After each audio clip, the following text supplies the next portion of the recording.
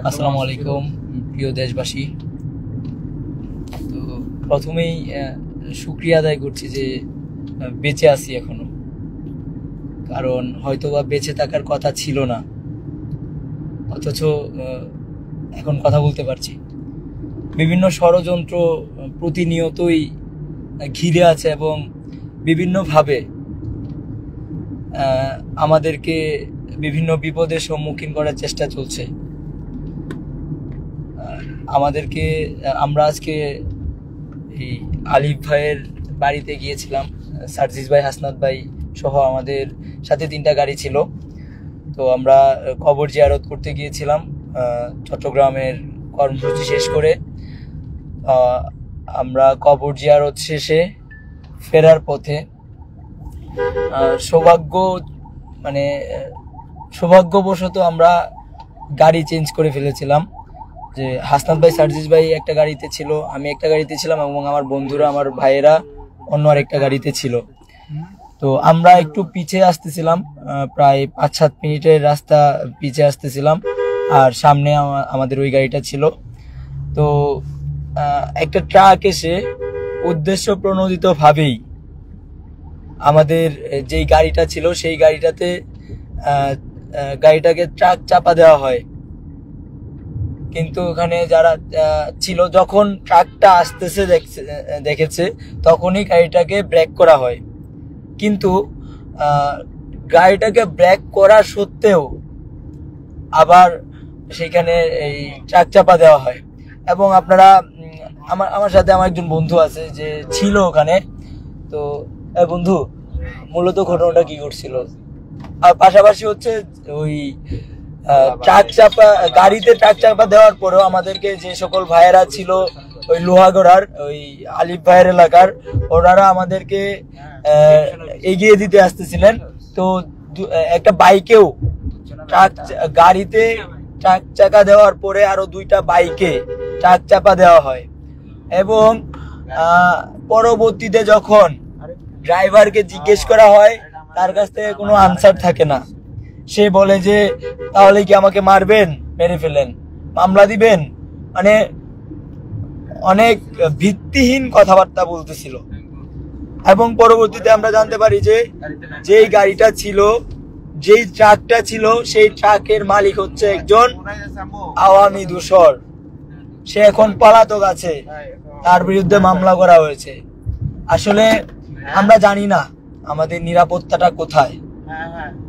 আমরা শুরু থেকেই বলে আসতেছি যে আসলে দিন নাই রাত নাই আমরা ছুটতেছি।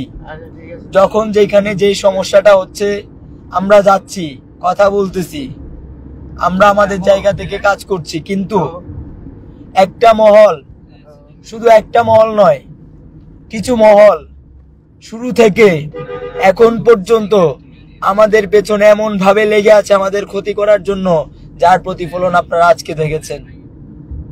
তো আমরা আসলে জানি না যে আজকে আমি আমার আব্বার সাথে বা আম্মার সাথে ফোন কল করার পরে আবার পরবর্তীতে আর কখনো আমি আমার আব্বু আম্মুর সাথে কথা বলতে পারবো কিনা সেই নিশ্চয়তা আমাদের নেই। আমরা যেই মানুষগুলো আছি, আমাদের কারোরই সেই নিশ্চয়তাটুকু নেই। তো আমার কাছে মনে হয় এটা সার্জিস, হাসনাত বা আমাকে মেরে ফেলার জন্য এটা করা হয় নাই। এটা বৈষম্যবিরোধী ছাত্র আন্দোলন, অর্থাৎ বাংলাদেশের সাধারণ জনতার স্বপ্নকে মেরে ফেলার জন্য এটা করা হয়েছে। এবং প্রতিনিয়ত প্রত্যেকটা জায়গায় এখনো এই ষড়যন্ত্রগুলা চলছে। মানে মুভি স্টাইলে যেভাবে বিভিন্ন নেতাদেরকে বা হচ্ছে চক্রান্ত করে, ষড়যন্ত্র করে, ট্রাক চাপা দিয়ে, ট্রেন চাপা দিয়ে, বিভিন্ন ভাবে রোড অ্যাক্সিডেন্ট করিয়ে মেরে ফেলা হয়, ঠিক একইভাবে প্ল্যানটা করা হয়েছে আমার কাছে মনে হয়। তো আমরা জানি না আসলে আমাদের নিরাপত্তাটুকু কোথায়। কিন্তু পরিষ্কারভাবে বলতে চাই, এগুলা করে আমাদেরকে দাবায় রাখতে পারবেন না। একজন হাসনাত, একজন সার্জিস মারা গেলে বাংলাদেশে এখন হাজার হাজার সার্জিস হাসনাত আছে। বাংলাদেশে কথা বলার জন্য হাজার হাজার এখন সার্জিস হাসনাত আছে। একজন সার্জিস হাসনাতকে মেরে ফেলে যদি মনে করেন যে বাংলাদেশকে বা হচ্ছে এই আমাদের যেই স্বপ্নটা দেখছি, আমরা যেই বাংলাদেশের স্বপ্ন দেখছি, সেই বাংলাদেশের স্বপ্নটাকে ভুলিয়ে দেবেন, তাহলে আপনারা বুকার স্বর্গে আছেন। অথবা যদি ভেবে থাকেন এই 2-4 জনকে মেরে ফেলে আবার আওয়ামী পুনর্বাসন হবে বা স্বৈরাচারীরা আবারও দেশে ফিরে আসবে, এই স্বপ্ন ভুলে যাবেন। তাই পরিষ্কারভাবে বলতে চাই, যারা এই হত্যাকাণ্ড ঘটানোর ষড়যন্ত্রের সাথে লিপ্ত ছিল, প্রত্যেককেই দ্রুত সময়ের মধ্যে বের করতে হবে এবং এই ঘটনার সুষ্ঠু তদন্ত করতে হবে। দেখেন, পরপর কিছু কিছু ঘটনা ঘটতেছে। গতকালকে আমার একজন সহযোদ্ধা আইনজীবী ভাইকে এই ইসকন জঙ্গি সংগঠন কুপিয়ে হত্যা করেছে। আজকে আমাদেরকে ট্রাক চাপা দিয়ে মেরে ফেলার পায়তারা করেছে। এই ঠিক একইভাবে প্রতিনিয়ত কোনো না কোনো ষড়যন্ত্র চলছে, কোনো না কোনো ষড়যন্ত্র চালিয়ে যাচ্ছে আমাদেরকে দাবিয়ে দেওয়ার জন্য। তাই আমরা পরিষ্কারভাবে বলতে চাই, এখনো যে আওয়ামী দোসররা ঘোরাফেরা করছে, মুক্ত হাওয়ায় ঘুরে বেড়াচ্ছে, এর ফলস্বরূপ আপনারা আপনাদের সন্তানদের লাশ দেখতে পারবেন। হয়তোবা দেখেছেন, গতকালকে আপনাদের একজন সন্তানকে কুপিয়ে হত্যা করেছে। এটা হচ্ছে আওয়ামী লীগের দৃষ্টান্তমূলক এখনো শাস্তি প্রদান না করার ফসল। যদি আরো লেন্দি হয়, আপনারা যদি এই স্থবিরতার ভেতরে থাকেন, সিস্টেমের ভেতরে থাকেন, তাহলে হয়তোবা আরো লাশ দেখতে হবে পরবর্তীতে। তাই আমরা পরিষ্কারভাবে বলতে চাই, সিস্টেম যদি ভাঙতে হয় তাহলে সিস্টেম ভাঙেন। সিস্টেম ভেঙে যারা এখন আওয়ামী দোসররা খোলা হাওয়ায় ঘুরে বেড়াচ্ছে, প্রত্যেককেই দৃষ্টান্তমূলক শাস্তি প্রদান করতে হবে, প্রত্যেককেই দ্রুত সময়ের মধ্যে গ্রেপ্তার করতে হবে। প্রশাসনের এই স্থবিরতা আমরা দেখতে চাই না।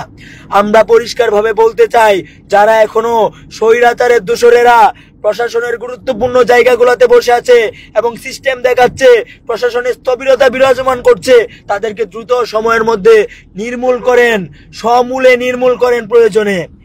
কিন্তু আর যদি কাল ক্ষেপণ করেন, তাহলে এর ফলাফল বাংলাদেশ ভালো দেখবে না।